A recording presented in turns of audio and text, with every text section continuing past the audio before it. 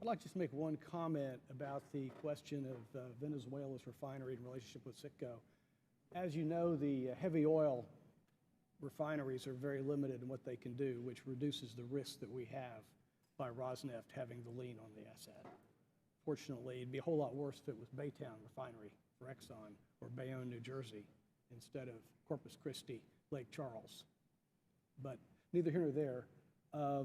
With some personal experience in the area, I would take a little issue with Ms. Viciti's comment that FARC has not been a problem with pipelines, having had them blow up several of mine in Putumayo.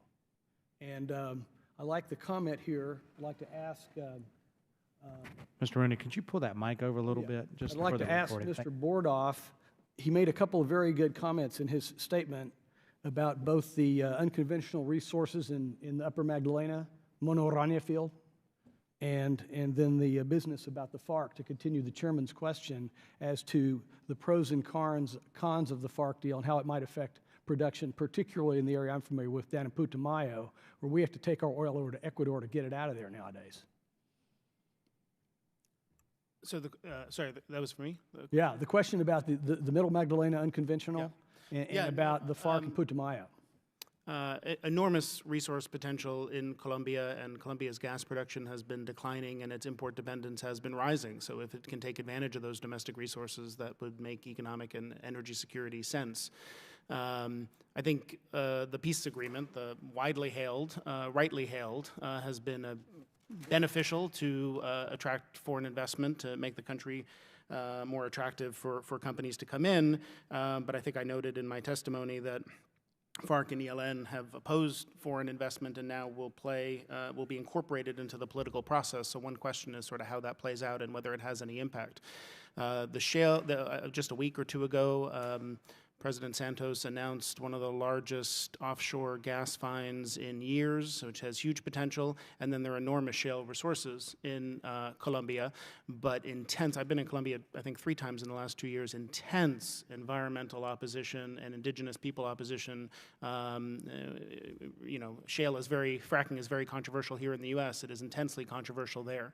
So if they're going to develop that resource, it is going to be difficult, but very important that government and industry work collaboratively to engage with local communities, address their concerns, have a very collaborative process, make sure that they have strong rules for safe and responsible development in place to build public trust and confidence that you can develop shale the right way. And I think we can provide help and technical assistance in that, and we can show evidence and historical experience in the U.S., not that there's zero risk. Of course there's risk when you develop any hydrocarbon resources, but with the right level of government But you know regulation. that the first 2 horizontal wells in Colombia, in Mono-Orania, were done with no environmental damage and no problems at all. Well, I mean, I think that's the point I was making, that I think we can demonstrate a long experience now in the U.S., as I was saying, not that the risk is zero, but with the right regulations, the right practices, if you operate the right way, you can develop shale resources responsibly. Can I ask one more question, or is my time up? One more? I'd like to ask Mr. Pignon about Mexico, because you mentioned it obliquely in your testimony. You know, we have the lifting contracts in Burgos and Pirineo and some of them down south, and Cantarell's about empty as a basin. So how do you feel about the potential reforms that President Peña Nieto's put in and the opportunities for private capital to work with Pemex? The results of the first week of December 4th concessions were very transparent. When you have BHP paying excess of $600 million for the farm out of Trion, when you have Chevron joint venturing with Pemex in one of the Perdido fault, and when you have companies like China CNOOC also going after 2 of the major blocks along Perdido, will tell you that the geological potential of Mexico's Gulf of Mexico is huge. We have known that at UT, by the way, for a long time because of the geological work that we have done in the region. The issue is going to be what is going to happen with a possibly López Obrador administration coming in 2018.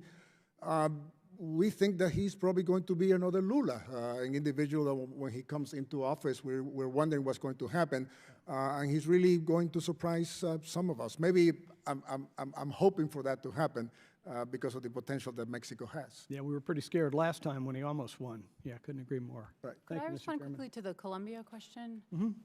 I think, I mean, to clarify, the ELN has traditionally been the group more active in pipeline bombings, and they're not a signatory to the peace process, so they Right. continue to They be a haven't threat. been in it That yet. that was just my point. And I think also you bring up a really important point about opening up new areas of the country that were off limits because of security reasons, Putumayo, also Arauca on the eastern coast. This is another way that the peace process brings opportunities for energy, developing energy Yeah, resources. perversely enough, the peace process worked adversely to the producers working down in Putumayo because as they needed to show that they were a tough negotiating partner in Cuba, they doubled down on the poor folks trying to exploit oil in Putumayo. Thank you.